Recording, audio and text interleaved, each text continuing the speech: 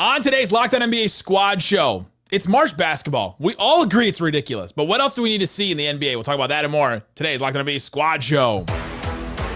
Welcome, Locked On NBA squad show. My name is Nick Angstead, host of the Locked On Mavericks podcast. This is the squad show. We take over the feed of your favorite Locked On show. It's an open invite for any host across the entire NBA today to talk about anything you want in the NBA. Today's episode is brought to you by Game Time. Download the Game Time app, create an account, use the code LOCKEDONNBA for $20 off your first purchase. Joining me, all in black shirts today. We all got the memo.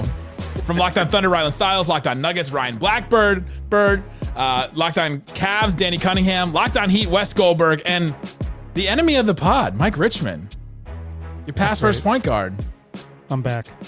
Heat culture, you're in hell. Should have taken the trade, cowards. Look where you are now. The worst you've been in 15 years. Wait, what? Look where the Blazers are. Look where the Blazers are. One of the proudest 12 seeds in the history of the league. One of the proudest 12 seeds you've ever seen. Have you ever seen a more triumphant 12 seed? That's right. I'm here. It's Tuesday afternoon.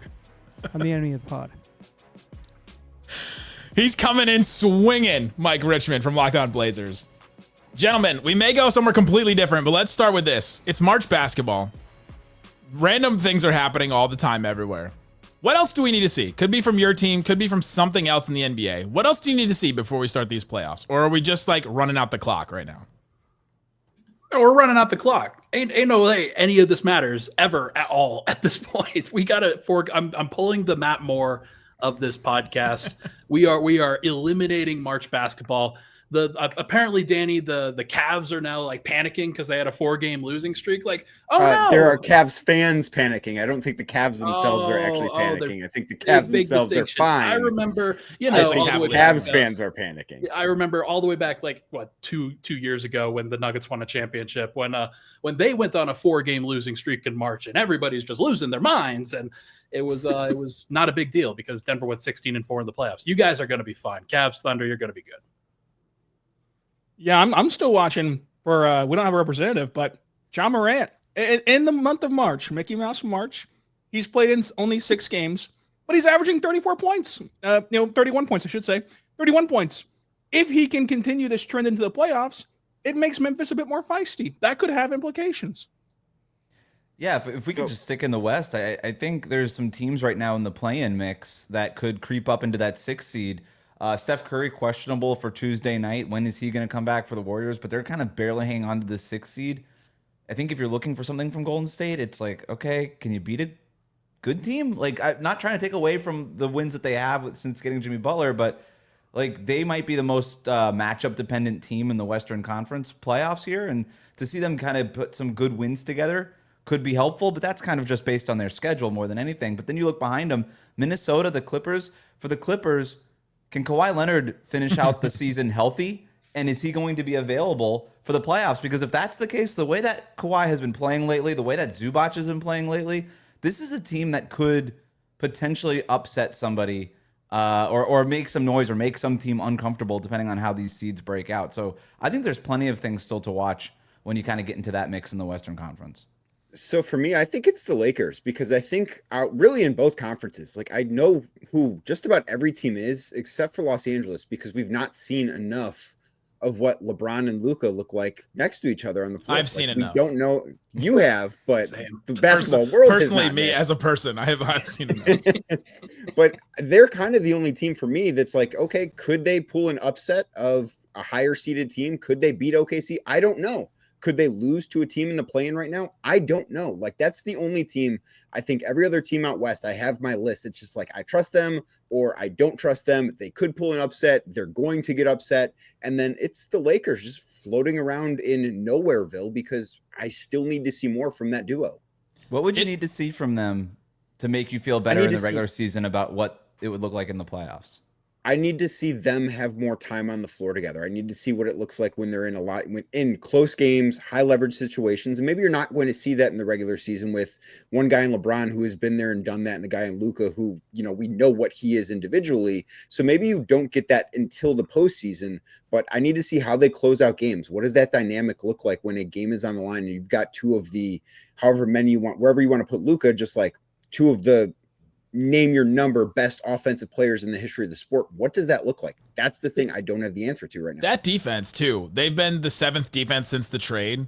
Like, I just don't know if I believe in that defense to hold that up. Yeah, maybe it's LeBron, a rejuvenated LeBron who decided to play defense again because he's excited about the team. And then you got Vando and Dorian Finney-Smith. Like, that combo of wings like that can make you a really good defense. But is that gonna hold up? They can do it for a month, but can they do it for a couple months, a season? That's the thing for the Lakers I'm looking at. And against the best offensive teams in the league, 4 times out of 7, right? It's like there are some teams they can beat for sure, but I can they guard at the highest levels in the playoffs? The thing I'm watching in March is that one team in the Northwest still cares. You guys think March basketball doesn't matter, but tonight the Phoenix Suns, the desperate Phoenix Suns, are going to play. I guess it's already happened, but when this comes out, but the Suns and Bucks played. The Bucks without Damian Lillard, very familiar to the Miami Heat, and they. This is a meaningful game for Portland. They will watch 2 teams that kind of need to win. Milwaukee kind of needs to win. Phoenix definitely needs to win. It's a meaningful game. If you just get farther enough down the standings, I know some of y'all are worried about championships, but you just look farther enough down the standings, there's meaningful games. You look too far down the standing, there's a bunch of BS. But if you can get right into the middle, I think there are meaningful games in March. Like Sacramento needs to hang on and not get and like they want to host the play-in games as opposed to be on the road for those playing games. Like there are meaningful games in the middle of the standings, I think, and you get that. I probably think there's less prove-it stuff for the really good teams or even the kind of good teams. The Mavs would be hosting a play-in game in the Eastern Conference right now. That's just want to make sure to point that out there. I'm sure it's never been pointed out before. They're famously better than the Miami Heat. What is going on? It's been one Western Conference show. And they're just like, let's just attack. They kick them while they're down. They win one game against the Hornets, and suddenly we can attack them again.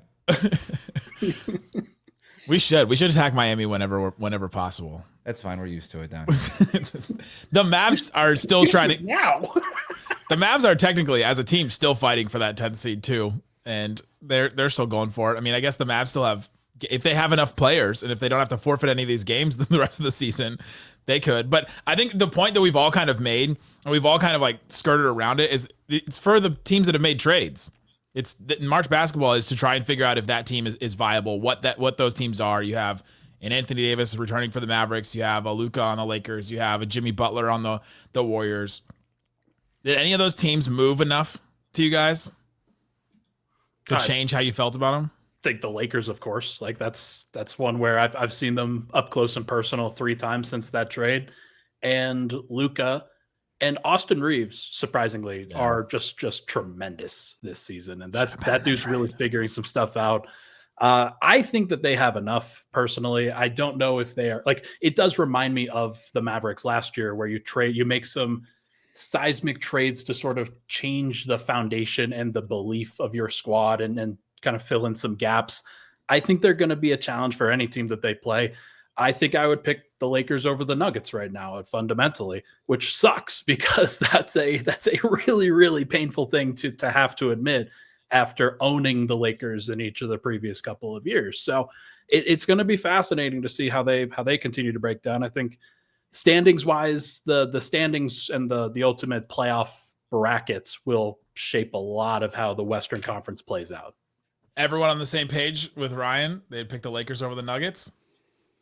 Yeah, and I'm looking at the West, and there's quite a few teams I might pick over the Nuggets at this point. I'm usually not like the math guy on these things. I usually leave that to John Corrales on the East Squad show, who only likes to talk about 3-point shooting. But like, Denver's 3-point shooting is a major issue. And if they just catch the wrong matchup, as great as Jokic is, and as much as everybody believes in him, it's like, okay, what if Golden State just goes nuts from 3-point range in that series? Like they're one of those really scary variance teams, and they're so like behind on the math problem of it. I know that they lead the league in points in the paint, and every Nuggets fan likes to point that out, but it's like, it's what we got. Yeah, exactly, for sure. It gets a little scary in some of these matchups here. They've just been bad on defense for so long. Like they're just that's my biggest concern with them is like when they were championship good, they could like put together stretches where it's like, oh yeah, that team rocks on defense. Like they're Jokic is out guarding at 35 feet and being insane, and like they have enough enough athletes flying around behind him to like make it work. They've just been bad on defense for a long enough stretch. That's like, yeah, I don't know that they ever get there with this particular group. They may not. That's certainly an issue, but Jamal Murray just had 39 points against the Houston Rockets on the road. And if he's playing that way, and if Jokic is playing that way, everybody, like, they're going to, like, it's really going to be defined by the defense and whether they can just find a way to do it. Right now, they haven't really proven that they can. But we've seen this team kind of turn some things around before and go from not trying to trying really hard and finding some things and figuring some stuff out. I mean, Rylan knows firsthand on that the second night of a back-to-back, they like the Nuggets can pull some things together. Yeah, I mean, the Nuggets, I think, should still be taken a bit seriously, just because, like, if you're going to discount the Thunder for not having experience, I think you then have to grant the Nuggets for having experience and having players who have stepped up in the big moments and having players who've performed at their best on the biggest stage at times. So, like, the Nuggets can still find things. There's just no reason to believe that they will right now on paper. That doesn't mean that it can't happen, though. And I mean, they're the best player in the world. So anytime you have the best player in the world, you're going to have success in a playoff series. Ryan, who would you pick Denver to beat in the playoffs that they could conceivably face? And I know that the bracket out west can change a lot between now and when the postseason or when the playoffs start on April 19th, but who would you pick them to beat and who would you pick to beat them if you had to pick today? He's gonna answer that question coming up. Locked On NBA Squad Show.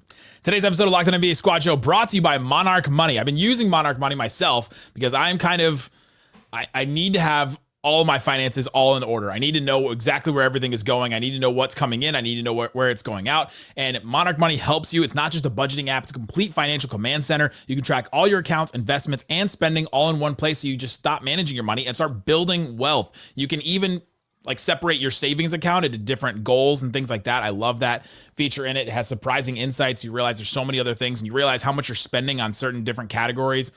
I love that about Monarch Money. Take control of your finances with Monarch Money. Use the code LOCKEDONNBA at Monarch Money, Monarch like the butterfly, for 50% off your first year. That's monarchmoney.com. Code LOCKEDONNBA for half off your first year at monarchmoney.com.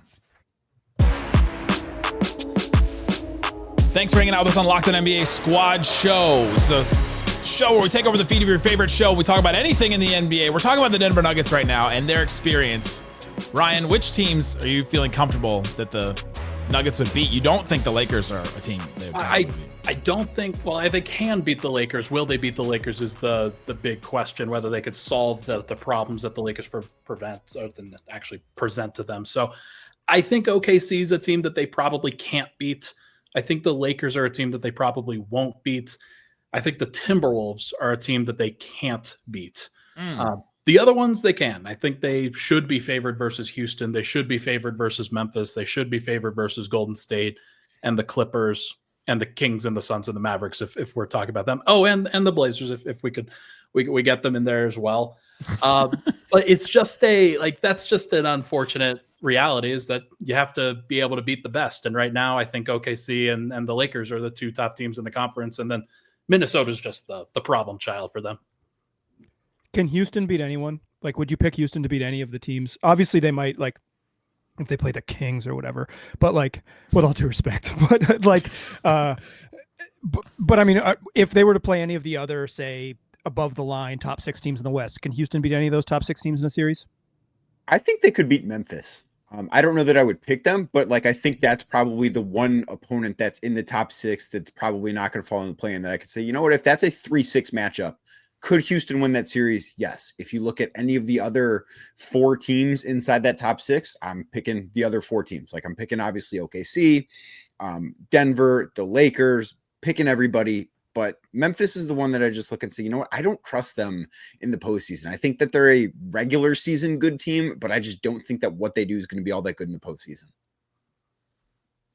Yeah, Memphis is the only team that they have a shot against, I think, for the Houston. And it's still a great season. Even if they lose in the first round, like we would expect, they've still made great improvements from where they've been. I just can't get over the fact that while their defense is really good, they don't have a go-to scorer. And in the playoffs, that's what really matters. And you can say, in turn, against Memphis, if John Morant doesn't continue this March stretch and he isn't, what he has been of late, then Memphis is a team that's gettable. Everyone else, though, I just don't see how they stop their guy down the stretch and how they match the other team's guy down the stretch. So I think that Houston will have an uphill battle to even win one series. Can I take the devil's advocate side of this? and tell you why the Houston Rockets are going to win the championship? I would love to hear this. Sit back, everybody. Okay, so to be clear, I'm not sure I believe this, but Do you think he's gonna say heart and like culture in this at all?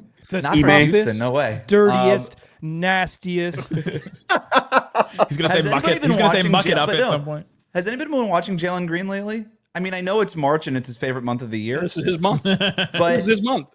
January, February, Jalen Green. yeah, that's what I made the joke the other day. If every month were March, Jalen Green would be Michael Jordan, right? So it's absolutely crazy. But he's averaging 25 points on a lot of shots. It's not like the efficiency is up, but when he's on, he has just this ability to create his shot one-on-one that does answer all those questions. That's the biggest thing with Houston is when they've been playing really well, it happens to coincide when Jalen Green is also playing really well because they have that extra bit that they need. But what if he is playing really well throughout the playoffs? Like, what if they catch lightning in a bottle a little bit here with him and they could do some stuff? They play the Thunder really close. Like, those are tough games. And I think the reason for it is because they do play playoff basketball. Like, the Thunder are awesome at jumping passing lanes and taking the ball away and creating turnovers that way. Houston doesn't pass the ball. They just throw the ball to a guy. And that kind of eliminates Oklahoma City's like it kind of defangs the OKC defense a little bit in those matchups. But it's also how we've seen teams succeed in the playoffs, right? Just give it to a good player and let them sort of figure it out. They're also the best transition defense in the league, or one of them last time I checked.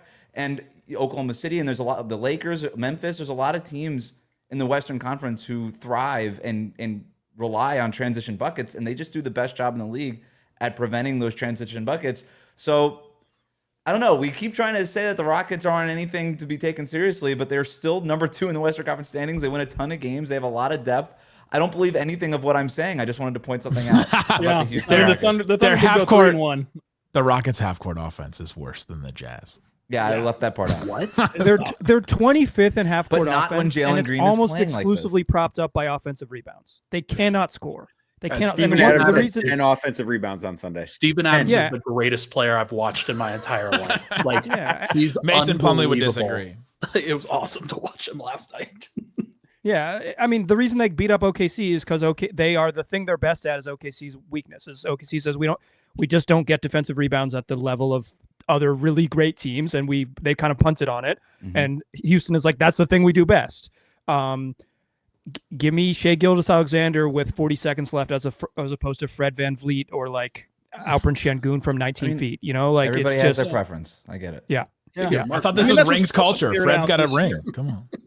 That's what's bared out over this season. I mean, the Rockets won one game against OKC. Fred VanVleet had 38 points in that game. Credit to him. If he does that one or two times in the playoffs, they can win those 2 games. But they can't do it 4 times before OKC gets to 4. And the Şengün stuff in the playoffs, we'll see how that looks, which could change the dynamics a bit. The Thunder now being healthy with Chet and Hartenstein, and now J-Will playing his best basketball of his life. We'll see if that can translate. But the Thunder have secured some of their front court issues, have shored them up a bit, and we'll just have to see. I don't think that they have a chance to beat OKC. I don't think they have a chance to beat anyone but Memphis. So, but maybe if Jalen Green just thinks that April's March, things can turn around for him. Just never show them a calendar. Don't even change the calendar in the Rockets facility. Yeah, always show them the calendar. It Just is make sure it March always says 47th. March 40. Hire that one dude from CBS to just tweet "This is March" at him all the time. Do we have is there a Rockets in the East? In terms All of of them? what, like a Yeah, team everyone that like wins can't that we win can't series. take I seriously? mean, everyone but Well, I Boston and mean, Cleveland. It's the Knicks, isn't it? Technically, Yeah, it's the no, Knicks. because the Knicks can beat anybody below Boston and Cleveland. They just can't beat Boston and Cleveland. Like, I think New York would probably be favored, and of course, we need to see what Jalen Brunson looks like when he comes back from this ankle injury, if he ever does get back at this point. But I think they'd be favored in any series that isn't against the Celtics or the Cavs, and they should be expected to win those series. But then they're going to get into a 2-3 matchup against Boston in the second round, and they're going to get their doors blown off because they're not on the same level as those teams. Yeah, that's interesting to frame it that way, Danny, because it's like, would Houston be favored in any series? And I think the answer is obviously no. Even if they end up being the 2 seed, they would be maybe the underdogs in a series where they have home court advantage. Not against Right. the Kings. It Yeah, the depends Kings, who the gets the Clippers, 7 seed. Suns. Yeah. Not again. Listen, I know Matt George isn't here to defend himself, but that team sucks. They suck. You don't think Bulls West made a lot of sense? They are so. Every time I watch them, I feel so sad in my heart, and I remember that they were 2 years ago. They were fun. They were fun. All right, but really, it's not going to be Sacramento or Phoenix. It's going to be Golden State, Minnesota, or the Clippers that are in that It's gonna be 7th Clippers, spot. Yeah. I think all three of those teams will probably be favored. No, I agree. No, I would agree with that. You guys, but I'm you just guys saying, are if the Kings, you guys are if forgetting. the Kings were to win that first play, if they win the play-in game, like if they're 7, they have a path to 7. It's Sure. Famously reliable James Harden in the playoffs. There it is. You guys are forgetting Yeah. the first 10th seed to ever make it out of the play-in. Your Dallas Mavericks with Anthony Davis at the helm, Lively coming back, Gafford coming back. Right. Against Get all into the odds play-in and tournament to against do all that odds first. and against every suggestion from inside the organization and out, the Mavs are going for this. Spencer Wait, didn't. Yeah, Why- but they why can't are they get to going 7. tiny? They can only be 8 if they're going to finish Yeah. 10th in the Kings conference. can They can only get to to 8. 8, They too. can't get to 7. Coming up, the why are the Kings Mavericks can't, 'cause going for this? They'd have to catch the Clippers Yeah. 4 back or whatever. Yeah. Why are they doing this? And we're gonna relegate some teams a little bit later. Let's talk about that and more coming up.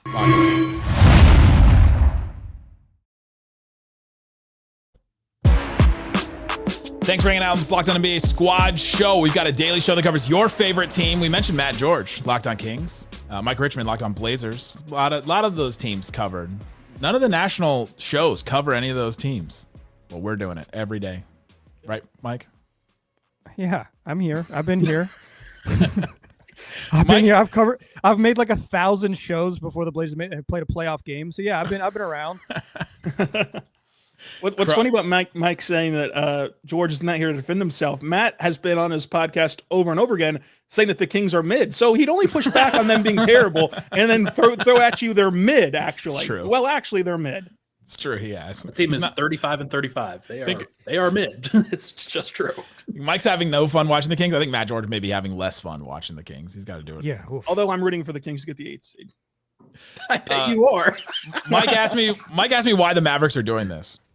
It's to save face, right? It's because Anthony Davis wants to play in front of Mavs fans and prove that he's alive. Anthony Davis is pushing for it. I think Nico Harrison secretly is just like, oh my God, can he just play and like show that this wasn't the worst trade of all time? Which I guess it's going to be anyway, but they just need something, right? And like the vibes are just so low right now. Like we're doing a live show on April 8th, the day before Luka comes back, and I have no idea what it's going to be like. Like it could be a funeral. It could be fun if we could just all be together, but like we're just gonna get a bunch of Mavs fans in a room, and I have no idea what's gonna happen. Like there could be fights. I would dress Nick how we're all dressed today for that live show. I'd also avoid an open bar at that event. Four Corners Brewery here in town. Yeah, they're just going for it, and it is what it is. Everybody thinks that they should tank and just run it out. They own their pick. They should just run out the clock. No Kyrie. There's just really no. The only thing that I've tried to make the case, I've tried to rationalize it. If they could be the first 10 seed to make it out of the play-in, play the Thunder, and if they win one game against the Thunder, you get that one precious moment. Is it worth it for Mavericks Shining fans? moment, and then Right? you just Like- say, "Well, what if Kyrie was healthy?" And what if You're like, we were just a Kyrie away from maybe upsetting this insane team. I will tell you what Been there happened before. in Miami that literally happened last year where Jimmy Butler gets hurt in the play-in tournament. They make it to the first round. They play the Boston Celtics in the first round. They win the second game of that because they made like 83 pointers in that game. And then every Heat fan was like, "Oh my God, we did it. We won." And then Pat Riley, a month later, got asked, "Hey, what would have happened if Jimmy Butler would have been there?" Or Jimmy Butler had said something. And then Pat Riley responded to Jimmy Butler, and now Jimmy Butler is no longer playing for the Miami Heat. So I will tell you, that short moment of it being great doesn't always work out, but you guys already traded your franchise players. So I suppose it doesn't matter. The Dallas Mavericks as an organization would never besmirch a player, current or former, in any way. They would never say anything like that. They're just perfect PR statements all the time from the Dallas Mavericks. Yes, they respect their legends like Shaq, and also He was almost a Maverick. Mark Cuban almost traded for him, and Kobe, and all the other ones. And they almost held happened. on to Luka Doncic too. It doesn't hurt me anymore. It doesn't hurt. You can't hurt me anymore, Danny. it's gonna hurt you when Dodo has a really nice game. That one. like That one that's hurts me. it's gonna hurt when it's like when it's Dorian Finney-Smith just being a consummate role player on a team that makes the Western Conference Finals. Then I will listen to the show. There is still, I guess there's still a scenario where the Lakers get to 2. Well, I guess they can't play in the first round. There's no way the Mavs get to 8. I mean, James Harden is hurt. Like, he's hurt. He might miss some time, and they're going to be not very good without him, but they won't be awful because they just defend so well. Yeah. Let's relegate some teams. Who are you done with in the NBA? They need to sit out and they need to go down to the championship. So we're going to do this for a year, right? They miss all of next season? Yeah, they're in the G League. The Sixers. That's a great one. That's a great one. They absolutely deserve it, man. You deserve to be 100% punished. agree with that. Yes. Sorry. Paul George podcasting from G League arenas next year. Oh my gosh, taking on the Birmingham Squadron, and he's out there doing a podcast on the Live floor. from Sioux Falls, whatever, Dakota. Would Tyrese Maxey average like 45 points? Okay. More than that. Shit. If you want to see Quentin Grimes be And really he would good, finally win a Yeah, championship. watch that's right. those games. And Okay. he would finally get his championship. Mike was about to say the Jazz. That's my answer. The Jazz. It's the Jazz. Because the Jazz have been Remember who we egregious. work for, fellas. That's all I'm going to say. I'm going to say, David, you know what you watch. You know what you saw. You saw it in March. You're going to see it in April. You're going to see it all next year too, bud. You know what you saw. Get him out of here. David, Next look into year the whites they of need Mike's to be in eyes. the top 8 to not give their pick to OKC. So Oh my gosh. Walker Kessler is still sitting out games. Like that dude is perfectly healthy. He's perfectly fine. He played on Sunday against the Cavs, and he may as well have not have played against No. the Cavs. Like, it was bad. Uh-oh. Walker Kessler has taken something like 33s over the last 5 games. Do we relegate a team that is choosing to be bad like the Jazz and doing what about the Charlotte? or should we choose a team that is just at that bad with the Wizards? Like, which one would you rather relegate? No, I think The Wizards are are organically doing it the right way. They are in the bottom part. They're at the beginning stages of their NBA team building life cycle. They are just supposed to be bad. I have no problem with the Wizards. It's just the way that things are. Teams like Toronto, Utah, like Philadelphia, these teams that are shutting their players down, relegated. That's how we stop tanking, guys. I can't believe an organization would stoop to that levels. It is disgusting. Yeah, I would never see something like that. Yeah, who would If I tank had to- even the last 2 games of a season ever? Like, who would If do I had that? to Isn't cover Charlotte 3 in year consecutive 8 seasons? of year 2 of their rebuild? Like, Yes. No, it what? feels How long have the Charlotte Hornets been a franchise? well, okay, that's Year another 47 of their rebuild, right? It's just sad to watch Gets the them. 47th day of March I for Jalen don't Green. actively watch them that often anymore because they there's just too many of these situations. The other one is like New Orleans at this point. Like, Yeah. there's it's not necessarily their fault unless they're actually going to start paying for a training staff that keeps their players healthy. They believe that their franchise is cursed. That probably should they be a have- jumping off point. They have a training staff. That group is just busy with the NFL team. Like they're just not available during a big chunk of the season. You can't blame them. They're working hard. Worked out really well for the Saints this year. Yeah, it's a tough seed. They are. There's so many teams that we could be relegating at this point. The other one is the Phoenix Suns. Like, they're in the play-in tournament right now, and they have no business being there. They have 2 All NBA players. Yeah, no business. Yeah, I hope. I mean, I hope they get what they deserve, which is not making the play-in. Like I hope freaking Anthony Davis comes back and plays 8 glorious games for the Mavs or whatever it is. I guess I should be saying Hardy too. what podcast do I host? I what I meant to say. Can I take that again? Let's get that one clean. What I meant to say was, here come the Blazers. They are committed. You've never seen a team more committed to finishing 10th than Portland. This is a group that has really come together to finish 10th. The Mavs thought they were good. The Blazers didn't think they were good, and then they said, That's fair. 10th, you say? 10th? we could get 10th. If you've watched the last 3 weeks, I think you could say the Miami Heat have been committed to finishing 10th too. Whoa. Yeah, unfortunately, this was accidental. They really didn't.